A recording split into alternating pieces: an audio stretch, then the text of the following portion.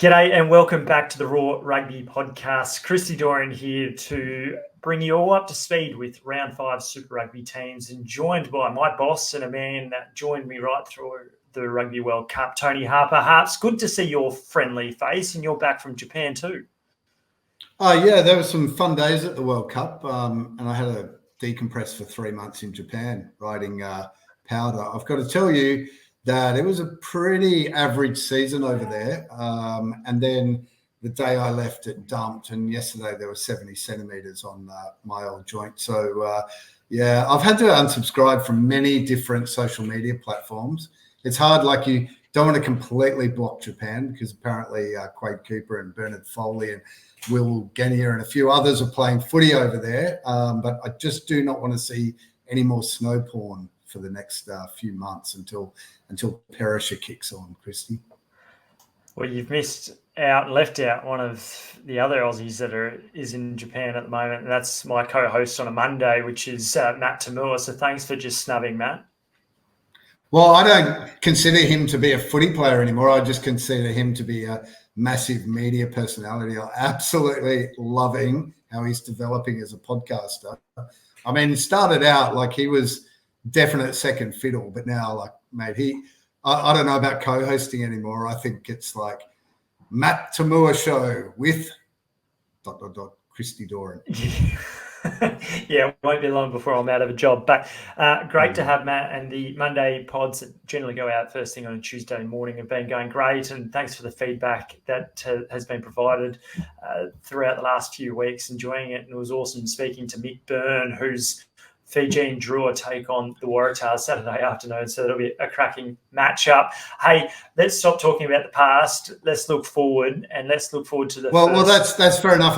I'm just glad you didn't get Mick Byrne on for the rapid fire edition, let me tell you, because one of his anecdotes would last longer than this podcast go.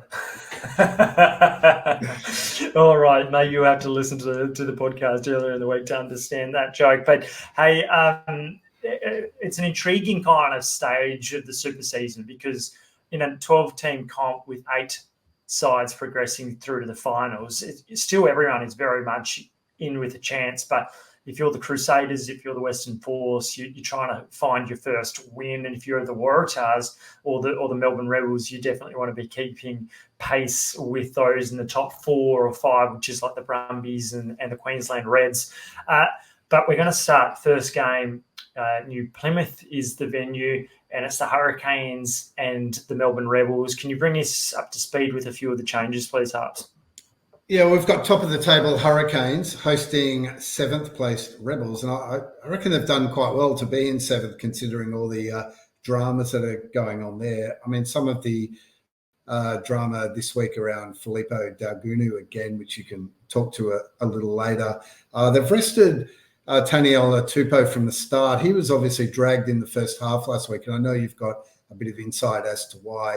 On the other side, the Canes have made 13 changes to the 15 in the starting lineup, and I thought, Christy, I'd go and spend a few minutes on each of those 13. Would you like that, or do you want me to just race through that one? It's a hard pass, please, but just what are some of the Geordie Barrett is back. Okay, the highlight is Geordie Barrett is back. He's back in their team. So the 4-0 Hurricanes, you have to say they're quite well set up there. Sam Talakai comes in for Tupou from the start, Tupou on the bench. And then Angelo Smith comes into the pack as well. I mean, what do you see the situation there and how they've kind of been able to guide their way through this, and maybe some insight into Philly D's situation at the moment?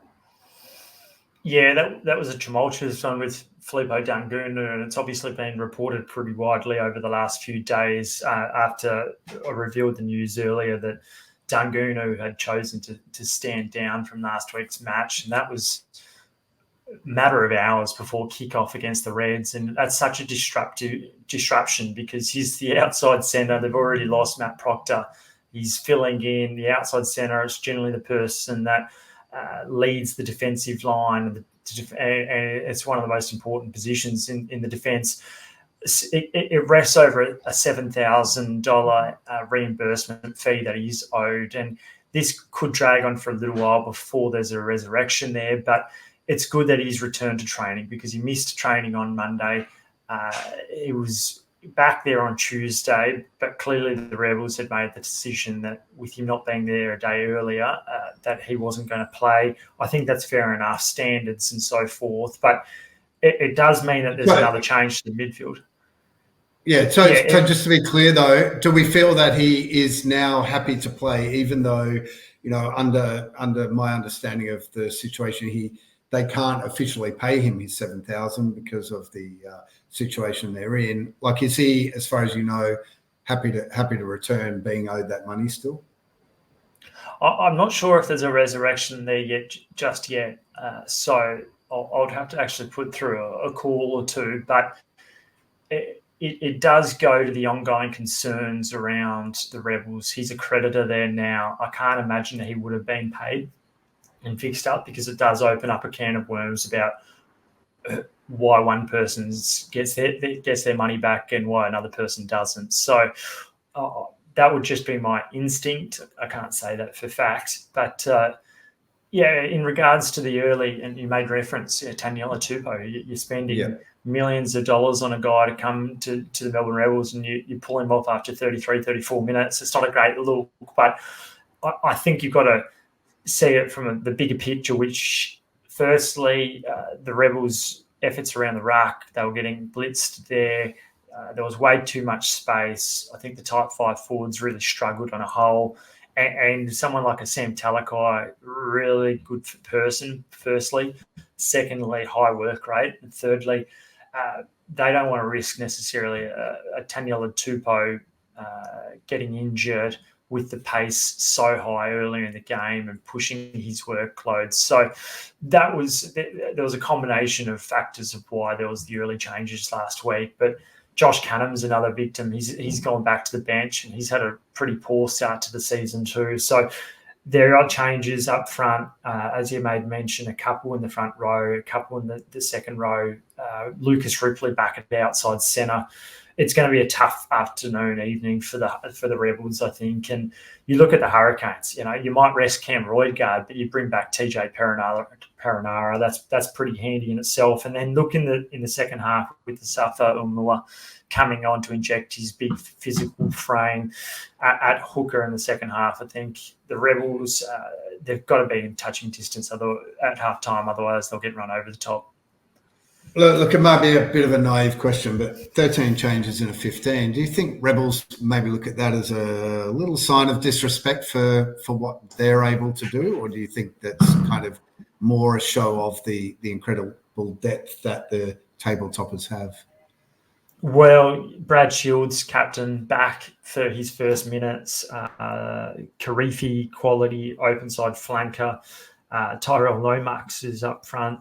Rayasi onto the left wing. He's a try scorer. So I think it's just really good depth management. And if you look at the guys that are coming on, if an Asafo was not coming on in the second half, I start to think, maybe they are taking this game for granted. But considering that there's Josh Morby as well, really talented outside back, Braden Iosi, who's been one of the real, probably alongside Fraser McRide as the star back rower to start the competition. I think the Hurricanes, they'll be up for it, knowing that these are sorts of games, if you can get bonus points, it makes the rest of your season and your season planning so much easier. It's not the only game on Friday night, Harps. The second one is the Brumbies and Moana Pacifica. Last year, Moana Pacifica came out of the blocks really well. They jumped out. The Brumbies had to play catch-up footy, and they've been struck by some injuries. Run us through the changes, please. So you've got Blake Shop, Len Ikitau, and Andy Muirhead all missing this one, and I don't know. That seems like a fair impact to have on them. Although the Brumbies should still have enough there. Charlie Cale comes into number 8. Interesting stat that I noticed today, that he actually leads in line-out steals across the competition with 5 from just 2 games. Everyone else who's got fewer than him, but mostly the ones who are close on 4 have all played 4 games. So that's he's really made an impact there, but that kind of backs up that eye test for him. Yeah, that's a good stat. I didn't know that. I thought Jed Holloway has been really impressive in that kind of area, as has Nick Frost from an Australian perspective. Kale, good return. It's a ideal return for the Brumbies, given that they've suffered a few injuries throughout that win across the ditch against the Highlanders. Darcy Swain captains the side in the tight five. That took me by surprise. Especially there's discipline issues there too, right? So we've had discipline issues with him as well. Like I don't know. It's going to be so interesting to see the guy who's been at the centre of several very high-profile cards in Wallaby Gold actually be the calming voice, the calming presence. How's that going to work, do you feel? Good question. I actually think Stephen Larkham's trying to empower him, trying to go, you know what, you are the captain now. It's about time you show that leadership, because we know that he's a good player. He's played Test rugby a couple of years ago. And he comes in for Nick Frost, who's back on the bench. And I'd actually, their depth is being stretched, particularly in the outside backs. No side likes to lose 3 guys in one match. But I think it's really good management from Steve Larkham. Not only have you got Lonergan and James Slipper coming off the bench, you've got Nick Frost, you've got Tom Hooper.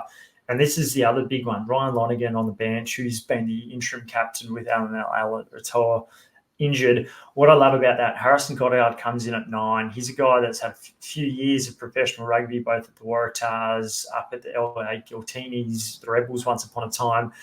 And when you're talking about management, we'll get to the Waratahs in a little while, that's an opportunity to just give more minutes to your wider depth, because when you do get injuries, you don't want to be throwing in someone who hasn't touched the ball or played many minutes and got them into their legs. So I think it's really smart from Larkham.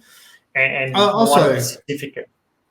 Yep. Sorry, also, Christy, on Lonergan, him coming off the bench, like if he's to play for the Wallabies this season, you would imagine it would be probably as a bench role player, as coming on after, say, a Tate McDermott. Like, does that kind of help refine that aspect of the game? Like, is there enough difference in there that it could, help from a Wallaby perspective too, as we push deeper into the season? I think if we're going to be looking at the nines and who might start a game and who might not, I think Tate McDermott's clearly featured prominently for the Wallabies, particularly under Eddie Jones. Joe Schmidt might want to have a completely different 9. We don't really know necessarily if he wants to have a running 9 threat right from the outset. But if you look at someone like a Danny Kerr, who's just chalked up his 100th game for England recently, he's a guy that provides the impact, the spark. And to me, he's a bit more similar to a Tate McDermott. And he's played the role historically throughout his career as coming on in the last 20 minutes and lifting the pace of the game. I could see that more as a Tate McDermott going forward and a Ryan Lonergan starting, someone who's a bit more of a controller, sets the tempo, really good pass left and right, and then you manipulate the ruck either side. So I'm not sure. I think it's just more around game management and ensuring that your depth gets minutes. But good question. They're up against Moana Pacifico's 2 from 4 and probably exceeded expectations so far. Yeah, they're up in 8th place, right? So last season they only had the 1 win on the final day against the Tars. Interesting to see Christian Lealiafano back on deck. He's backing up as a starter 2 weeks running. What has he still got? What can he bring? Is he still at that Super Rugby Pacific level, up against obviously Noah? How do you kind of see that playing out? I think it's a really good test for Noah Lolosio. Christian had his best game by a country mile against the Waratahs last year, and it probably helped his test cases, his World Cup ambitions, where he ended up going to France. I remember you and I watching him in St. Etienne go around. But look, I think Moana Pacifica have got to get to the stage where they move past Lealiafano, I think, and Will Havili, who's on the bench in the 22 jersey once again this week. He's a guy that I think is supremely talented and can play 10-15. Lealiafano just brings a real sense of calmness to the side. He's, generally speaking, makes the right decision, but I'd say that he's not nearly as accurate he once was, particularly off the tee. But you know that when Lealiifano is out there, that he's just going to be that stabilising influence for a Moana side. He knows Canberra, Bruce Stadium like the back of his hand. So that's probably another reason why he's out there in the 10 jersey this week. And I think the Brumbies should be way too good for Moana Pacifica despite their injuries, but they will want to start well. Perhaps the game I'm actually most looking forward to this weekend is the Drua and the Waratahs, Churchill Park and Lotaka. What do you think is going to happen here? I think we should head to the airport now and get there, sit on the hill, crack open a few carvers and just mellow out and enjoy this one. I mean, it is a bucket list game, isn't it, for any fan? I would love to see Super Round played there in future. I know that financial reasons against that, but I just think that's got to be on, on our list. My only ever trip to Fiji, I watched a bunch of hotel workers play sevens against each other, and it was epic. So I can't imagine what it's going to be like sitting in the on the hills watching this one. Max Jorgensen, the Doran Player of the Year, is back at 15 for the Waratahs. Mahe Veolani comes in after he's missing out last week, and the Tars having to go to like a fourth choice hooker in that position. And Frank Lamani comes back for the Drua in their big changes. But wow, going to be a big one, this one. Yeah, and following actually up from what you were saying there, Harps, around a bucket list kind of thing. I heard a great anecdote just the other day where one of the stand producers was directing the broadcast of a Fiji Drua game, and I think it's Hamish France who's the director there, and he's gone to get Camo 9 to take the shot, and unfortunately Camo 9 had boarded his post because he joined the 15,000 fans to cheer on his side, so it made me laugh. But the Tars have got a, I think they've got a, and Jake Gordon's actually even said it, they've just got they can't afford to fall into what the Drua do, which is they love the open, expansive nature of rugby, of offloads and unstructured counter attack. The Tars have got to be set piece focused. They've got to play a real kick kind of strategy, I think, and just simplify their game plan. But it's a big one for Darren Coleman and his ambitions to get a contract extension. So, yeah, a couple of big changes, but good to see Max Jorgensen at 15. His kicking game will be really important alongside Joey Walton, I think, at 12. Look, we've done a Wallabies power rankings on the site, and we threw Teddy Wilson in there in the number 9s. He can't even get in the bench for the Tars. Can you talk me through what you think the thinking there is? Is it just management of him, or do we think a trick is being missed here, because the kid is a gun, right? I think a big trick is being missed. Teddy Wilson, junior Wallaby skipper, obviously the son of former Wallaby David. He's a guy that's a left footer, got a really good pass, but he's been used so sparingly under Darren Coleman over the last couple of seasons. And we know that DC loves Jake Gordon. He's been playing 70 minutes plus most matches. I just don't think you can afford to do that, particularly in Fiji where it's going to be humid. There's stories of the Crusaders vomiting at full time and just being completely out of their feet. Jack Grant is an experienced player. I think he's in his late 20s. He's been to England. He's come back. He was previously there in 2022.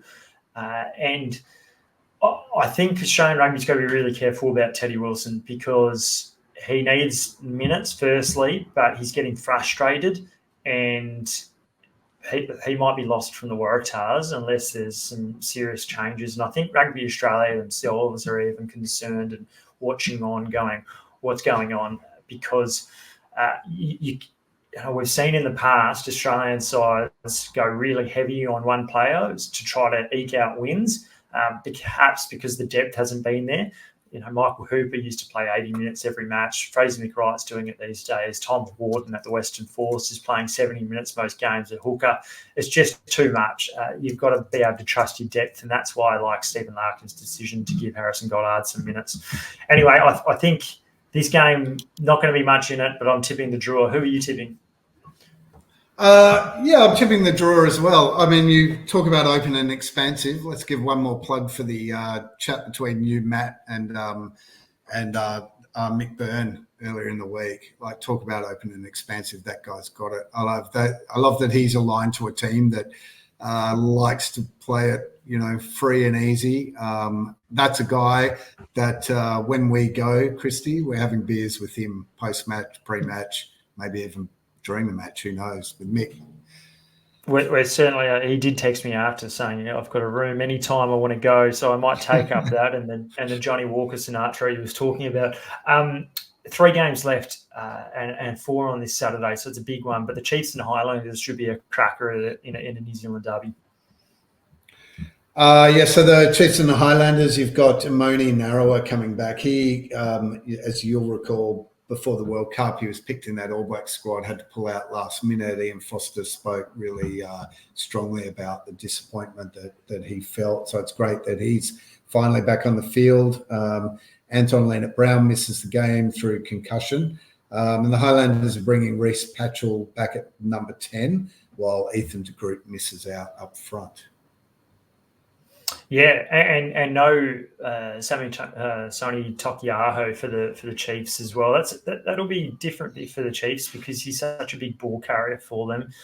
The other one, Quintapaya, back in the midfield, wearing the number 12 jersey. Mm-hmm. So he provides a fair bit of directness for Damien McKenzie. I like the look at the Chiefs, but I think the Highlanders, a couple of important ins. Parry Parkinson, another one. He was really good for the first few rounds before missing a week or two. I think this game might be closer than more people imagine, but I'm tipping the Chiefs. The Blues and Crusaders. Can the Crusaders win a game, Hans? Not this week and not next week, but I think the week after maybe. I really think they're going to go 0-6 before they get themselves on the board. They are only second last on the table, just ahead of the Force, of course. They've got one change, so it's not even as if, they've obviously had these incredible injury issues and players out for the season and players out for groups of weeks, like Scott Barrett, Will Jordan, of course, but only one change. Zach Gallagher is going out, and he's been replaced by Jamie Hanna. And for the Blues, Patrick Tuapoloto is back in the 15 and playing 100th game for the team.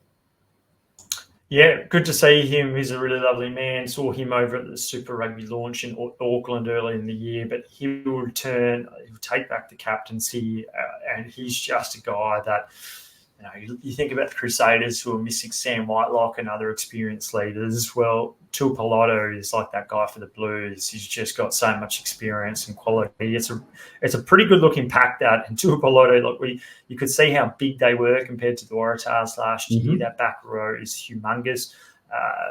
I think the Blues were pretty poor last week. Papali spoke about the physicality of the game out of the Tars, so it'll be interesting to see. It was an awful game, wasn't it? It was shocking.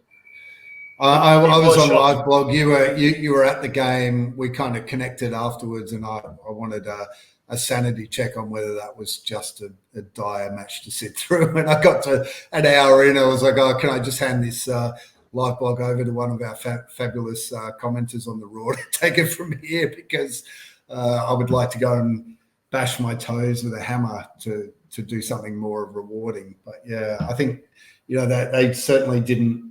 Well, also the goal kicking of Stephen Perifetta was just so that case of the yips is probably as bad as you've seen in many a year at this level, right?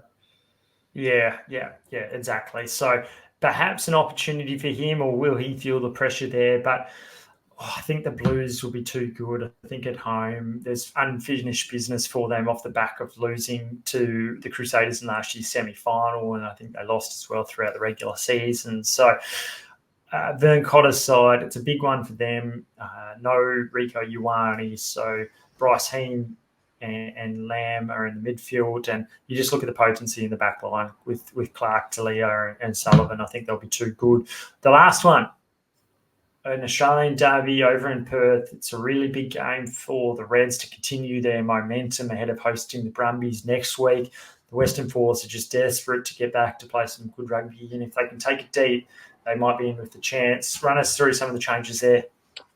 Yeah, the Reds are really the team of the nation at the moment. They're like, they hold all our hopes, and they're playing some really exciting football. They look at a decent challenger. Hunter Paisami returns for them this week, and so does Tom Weiner, having sat out after he was crunched the week before. For the Force, Whitey's back starting in the 9, and Sam Spinks at outside centre. I wanted to ask about Nick White and his move. Obviously, he's gone from a team that routinely challenges to one that's now rooted at the foot of the table. Simon Cron, as you reported post-match last week, had some really strong words to say about how bad they were. How do you reckon he's kind of feeling about that move right now? Do you think he'd still be, positive and upbeat about the shift he's made there, or do you think it'd be weighing on him a bit, especially as you look towards the Wallabies a bit later? I think we know that winning teams generally help selection cases, but I think that's more for younger players than older players. And you look at someone like an Aaron Smith, who was with the Highlanders, and whilst they won a comp in 2015 and were challengers again a year later, they pretty quickly fell off once guys like Sopawanga and their forward pack started to leave, Waisaki Naholo, another one. So I think Whitey will know that he can still play a role. The fact of the matter is he missed last week, which was their worst performance. So that goes to show by having experience, having someone like a Nick White who demands quality. He's an important figure. Interestingly, he's spoken to Joe Schmidt. So Joe Schmidt will have also noticed, and I'm sure will want to pick the brain of a Nick White who's so experienced. How will he be feeling? I think he'll just see it as challenge. And if he can get the Force to increase and further better their performances, I think that both puts the Force obviously on the upwards trajectory, but I think it only enhances his reputation too. The fact of the matter is the Western Force's backline will only really thrive if the Force can get a set piece that's just getting parity or winning their own ball. There's been too many line-outs that have been missed. There's big pressure on Tom Horton. He's got to get that line-out humming, and that obviously is a complete pack effort. The scrum was perhaps a little bit better last week, but they're going to get a good challenge against an improving Reds pack themselves. But Tom Franklin, Jeremy Williams, Tim Anstey, they're the guys that I'm looking at. Carlo Tizzano's probably been a bit quiet to start the season than he would have hoped. I can't see the Force winning this game, but they might be able to cause some headaches. I think in the second half, we'll just start to see a little bit more depth on show for the Reds. They'll bring on guys like Josh Nasser, Jeffrey Tumonga-Allen, Cormac Daly, and you compare that to the Western Force and the guys that they'll bring on, and it's Ben Funnell, it's a pretty inexperienced Josh Bartlett, and so forth. So that's where perhaps the game could be won and lost. Yeah, so I'm just looking at the playup.com.au odds, and the line is set at 11.5 points. That kind of surprises me a bit, but going on what you're saying there, that it wouldn't necessarily be a shock to you if the margin's within that. Yeah, I could see if the Reds get out of the blocks like they did against the Rebels, I can see them winning by 30 points, given the pace that they play at. But the Western Force typically have made games niggly for oppositions, and they've had a bit of success against the Reds outside of last year's Super Round where they were obliterated. But I think you'll see a response. There's always responses when you have one of your worst performances, and Simon Cron's that sort of guy that will be able to simplify and go in strongly on one or two areas to fix. And if they do that, the Reds better be prepared. I'll just fly through the other odds while we're here. Fijian Drua against the Waratahs. The Drua are 152 to the Tars 255. The Hurricanes start 107 favourite to the $8.50 Rebels. The Brumbies are $1.16 to Pacifica's $5.25. The Chiefs are $1.16 to the Highlanders $5.25. And the Blues are $1.28 to the Crusaders $3.75. Well, there you go. Okay. Well, it probably tells you pretty nicely where the sides are positioned. If you're going to get on it, I reckon the Highlanders outside chance, maybe on the line.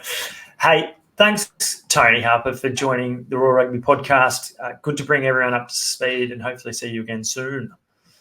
Well, it's always a pleasure because we don't work in offices together anymore. We work remotely. It's actually been a decent half an hour to see that you're actually out there producing some content. So really, really cool.